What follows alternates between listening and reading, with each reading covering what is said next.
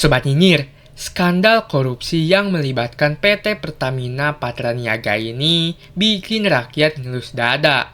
Bayangkan, dugaan kerugian negara akibat korupsi ini mencapai 193 triliun. Duit segitu bisa buat bangun jalan tol se-Indonesia. Yuk, kita kupas tuntas bagaimana para petinggi Pertamina diduga menggarong duit rakyat dan cara kita menuntut keadilan. Jadi, menurut Kejaksaan Agung, skandal ini melibatkan 9 tersangka.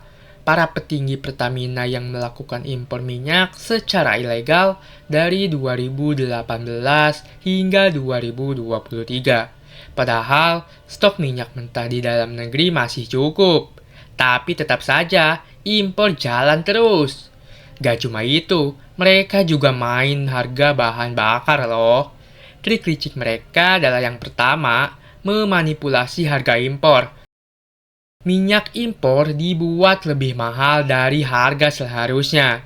Yang kedua, ada oplosan BBM yang mana impor bensin dengan oktan 90 atau Pertalite lalu dijual sebagai oktan 92 atau Pertamax. Yang ketiga, rakyat dirugikan. Harga BBM naik, tapi isinya bukan bensin berkualitas. Bisa nggak sih kita tuntut mereka? Menurut pakar hukum dari Universitas Mula Warman, ada 2 cara buat publik menuntut kompensasi akibat skandal ini. Cara pertama, gugatan publik bareng penyidikan utama. Ini sesuai dengan aturan United Nations Convention Against Corruption atau UNCAC alias Konvensi PBB Anti Korupsi. Jadi selain menghitung kerugian negara, kerugian publik juga harus dihitung. Cara kedua, class action. Masyarakat bisa melakukan gugatan hukum perdata bareng-bareng untuk menuntut ganti rugi akibat harga BBM yang dimanipulasi.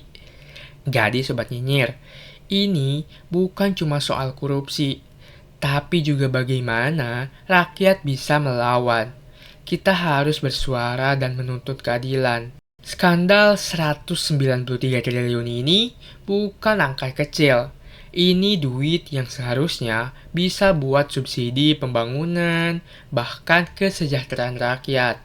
Kalau kita diam ya siap-siap ditipu lagi. Menurut kalian, gimana cara terbaik supaya koruptor kelas kakap ini dapat hukuman setimpal? Drop pendapat kalian di kolom komentar. Jangan lupa like, share, dan subscribe buat update berita paling hot dan nyinyir dari Indoizu.